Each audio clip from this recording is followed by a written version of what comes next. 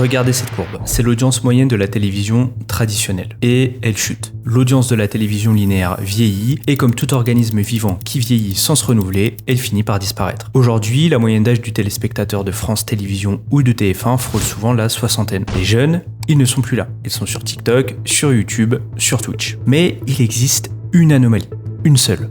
Une chaîne qui a réussi l'impossible, un truc qu'aucun modèle statistique n'avait prévu. Cette chaîne a réussi à rajeunir son public de 10 ans.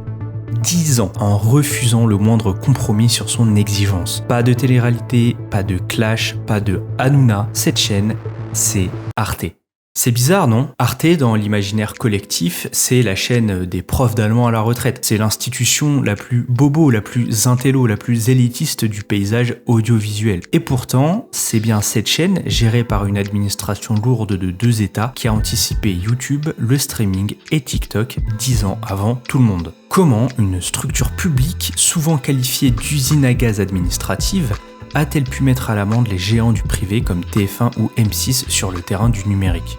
Comment ils ont réussi à comprendre les codes d'internet mieux que des boîtes dont c'est le métier ? Pour comprendre ce miracle Arte, il faut disséquer une stratégie qui tient plus du braquage industriel que de la gestion de services publics. On va voir comment ils ont transformé une faiblesse structurelle en une arme de destruction massive de la concurrence dans cette vidéo. Pour comprendre l'anomalie, il faut remonter à la source. On est en 1991, le mur de Berlin vient de tomber, l'Europe est en pleine euphorie de reconstruction. C'est dans ce contexte que la France et l'Allemagne signent un traité interétatique pour fonder une chaîne culturelle européenne commune, Arte, pour association relative à la télévision européenne. Notez bien le terme traité interétatique. On ne parle pas de créer une start-up dans un garage, on parle de diplomatie. C'est une décision politique venue d'en haut. Pensée comme un outil de rapprochement culturel post-guerre froide entre 2 ennemis héréditaires devenus partenaires. La chaîne est donc financée à 95% par la contribution à l'audiovisuel public des 2 pays. Alors même si tout ça c'est bien beau, dès le début le projet il est totalement bancal sur le papier. Imaginez, chaque décision doit être validée par des comités binationaux. Par exemple, pour valider un documentaire, il faut que ça passe par les filtres français et allemands. En théorie, c'est la recette parfaite pour l'immobilisme. C'est le genre de structure qui devrait produire de la télévision ultra chiante et consensuelle. Et quand elle commence à émettre en 1992, c'est un peu le cas. La programmation, c'est une déclaration de guerre au divertissement, clairement. Cinéma d'auteur de niche, art contemporain hermétique, soirée thématique de 4 heures sur des sujets ultra pointus, Arte, à cette époque, refuse tout. Le divertissement de masse, la télé-réalité naissante, les jeux spectaculaires. Elle assume une mission culturelle haut de gamme. Très rapidement, la chaîne commence à avoir une image élitiste. Arte, c'est la chaîne des vieux intellos, voire des bobos. C'est le seul endroit à la télé où on peut voir de l'opéra, de la danse, du théâtre, des documentaires originaux, etc. Mais c'est aussi là que le piège se referme. Pendant que tout le monde se moque de cette chaîne élitiste qui diffuse des concerts de musique baroque, les équipes d'Arte sont en train de préparer le terrain pour une révolution que personne ne voit venir. Dès le début des années 2000, alors que la DSL commence à peine à arriver dans les foyers français et que YouTube n'existe même pas, Arte comprend un truc fondamental. La télévision linéaire est condamnée. C'est là que le paradoxe éclate. Cette chaîne de vieux lance Arte Radio en 2002. En 2002. Pour vous donner une idée, en 2002, les gens ont encore des Nokia 3310. En 2002, l'iPhone n'existe pas. Le mot podcast n'a même pas encore été inventé non plus. Et pourtant, Arte lance une web radio qui propose du contenu audio à la demande. Pour l'époque, c'est du délire. C'est comme si aujourd'hui, une chaîne lançait une interface neuronale. C'est le premier média généraliste au monde à avoir eu cette intuition. Mais alors pourquoi ils ont fait ça ? Parce qu'ils avaient une liberté que les autres n'avaient pas. Ils n'avaient pas besoin de faire de l'audience tout de suite. TF1 ou M6, en 2002, ils doivent vendre du temps de cerveau disponible à Coca-Cola. Ils ne peuvent pas investir dans un truc de niche comme une web radio expérimentale. Arte, si. Leurs financements sont garantis par l'État. Ils peuvent se permettre d'être des laboratoires. Et ils continuent. En 2007, le replay débarque timidement. Les chaînes privées voient ça comme un gadget ou une menace pour leur audience directe. Arte Bah, ils lancent Arte plus 7. Ils sont les premiers à structurer une offre de rattrapage cohérente et toujours gratuite. Ils comprennent avant tout le monde que les programmes vont se décentraliser. En 2011, ils lancent Arte Creative, une plateforme dédiée à la culture numérique, aux arts graphiques, au web art. Ils vont chercher les créateurs là où ils sont, sur Internet. Ils ne les traitent pas avec mépris, ne font pas des reportages anxiogènes sur les dangers d'Internet comme le fait la plupart des autres chaînes à l'époque. Non, ils coproduisent, ils donnent de l'argent aux créateurs d'Internet pour faire des trucs bizarres, pour expérimenter, pour essayer. Nos chaînes YouTube ou nos comptes Instagram ne sont pas de simples outils de communication, mais des vraies offres éditoriales à part entière. Ça paraît banal aujourd'hui, mais dire ça en 2010, c'est révolutionnaire pour une chaîne télé. La plupart des chaînes utilisent YouTube comme une poubelle promotionnelle pour mettre des bandes annonces. Arte utilise YouTube comme une chaîne à part entière. Ok, parlons stratégie. Aujourd'hui, on est coincé dans ce que j'appelle le piège Netflix. Les plateformes de streaming nous ont habitués à un modèle fermé. Payez un abonnement, vous restez dans leur application et ils gardent tout le contenu jalousement. Netflix ne met pas ses séries sur YouTube. Disney+ non plus. Arte a fait l'inverse. Ils ont appliqué la stratégie de la pieuvre. Ils mettent leur contenu partout. Vous êtes sur YouTube, il y a des chaînes Arte pour tout. Arte, Arte Cinéma, Arte Concert, Arte Découverte. Vous êtes sur Facebook, il y a des vidéos Arte. Vous êtes sur Insta, ils ont des formats verticaux spécifiques comme Tu préfères.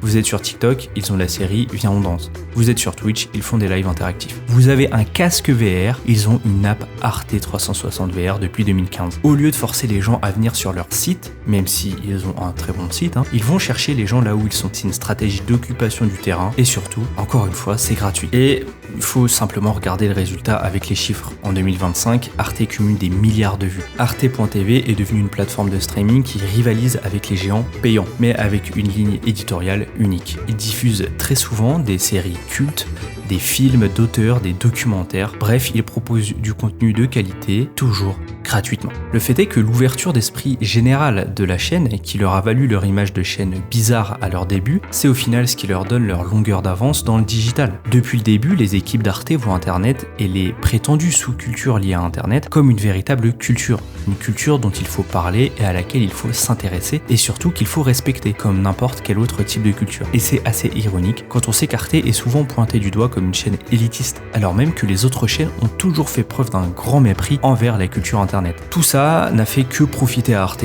qui ne fait que progresser en termes d'audience, aussi bien sur la télé que sur Internet, leur permettant de continuer à parler à leur audience historique sur la télé linéaire, tout en s'armant face à l'érosion de ce format, en parlant à ceux qui ne le consomment déjà plus, les jeunes, davantage intéressés par la pop culture. Maintenant, on est obligé de parler du nerf de la guerre, l'argent. Depuis le début de la vidéo, je dis que tout est gratuit. Alors, comment Arte peut se permettre de prendre tous ces risques? La réponse est simple, ils ont un cheat code. Littéralement. Contrairement aux autres chaînes de télévision, Arte est financée à 95% par le financement de l'audiovisuel de la France et de l'Allemagne. La chaîne ne dépend pas de la publicité. Concrètement, ils n'ont pas la nécessité de faire de l'audience à tout prix pour vendre des spots à des annonceurs. En comparaison, Netflix a dû s'endetter de 18 milliards de dollars pour produire du contenu. Ils doivent maintenant augmenter les prix, mettre de la pub et annuler les séries qui ne marchent pas immédiatement pour rembourser cette dette. Netflix est esclave de sa croissance. Ils sont obligés de faire du contenu mainstream pour garder leurs abonnés. Arte n'a pas cette pression. Le budget est alloué par les États pour une mission de service public.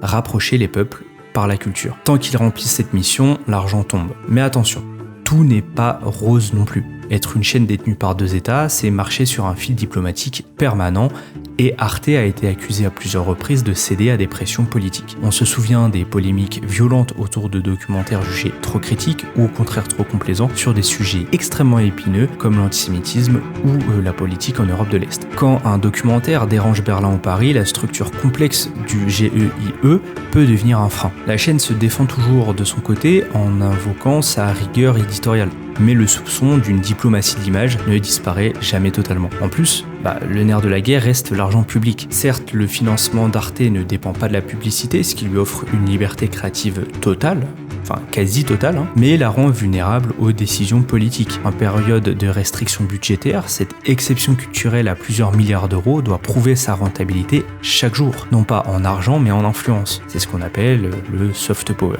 Malgré tout, le modèle économique de la chaîne, en plus de la télévision et d'Internet, permet aussi de se positionner stratégiquement dans le cinéma, en coproduisant des films très souvent salués par la critique. Anatomie d'une chute, Palme d'Or. Titane, Palme d'Or. Triangle of Sadness, Palme d'Or. Prenez Emilia Pérez de Jacques Audiard, une comédie musicale sur un chef de cartel mexicain qui change de sexe. Sur le papier, aucun studio américain ne finance ça. C'est trop risqué, c'est trop original. Arte, si. Et résultat, le film devient un phénomène mondial et remporte le prix du jury à Cannes. Pareil, en 2024, ils coproduisent The Substance, un film de body horror féministe ultra gore avec Demi Moore. Et là aussi, la proposition est ultra originale. Et pourtant, le film remporte le prix du scénario à Cannes et devient très vite viral sur les réseaux sociaux. En fait, le spectateur n'est pas idiot. On a essayé de nous faire croire pendant des années avec la télé-réalité que le public voulait de la merde, que le temps de cerveau disponible devait être lavé à l'eau de Javel. Arte a fait le pari inverse. Le public est intelligent, si vous lui donnez de la qualité, il viendra. Et ça marche. On vit dans une économie de l'attention où tout le monde se bat pour vous garder 3 secondes de plus avec des montages épileptiques, des sous-titres fluo et de la musique forte. C'est la méthode TikTok, ou bien la méthode Netflix. En d'autres termes, c'est du gavage. Arte a choisi la méthode inverse, la confiance. Ils ont construit une marque forte sur 30 ans, ils ont accepté d'être ringards pendant 10 ans pour devenir culte aujourd'hui. Et tout ça, ils l'ont réussi en comprenant 3 choses fondamentales. Premièrement, ne forcez pas les gens à venir chez vous. Soyez sur Twitch, sur TikTok, sur YouTube. Adaptez votre format à la plateforme, ne faites pas juste du copier-coller. Deuxièmement, ne prenez pas les gens pour des débiles. La complexité, ça vend aussi. La nuance, ça intéresse aussi. Troisièmement, c'est parce qu'ils avaient des contraintes budgétaires et politiques assez particulières qu'ils ont dû innover. C'est parce qu'ils n'avaient pas de pub qu'ils ont dû chercher d'autres métriques de succès que l'audimat pur. Aujourd'hui, Arte est probablement la seule chaîne de télé traditionnelle qui est prête pour 2030. Quand la télévision linéaire sera définitivement morte, quand TF1 et M6 devront se battre contre Netflix et Amazon avec des armes inégales, Arte sera déjà ailleurs. Ils sont déjà une plateforme, ils sont déjà un label de qualité, et en fait, c'est ça le miracle Arte. C'est d'avoir transformé une usine à gaz administrative franco-allemande en la start-up média la plus agile d'Europe.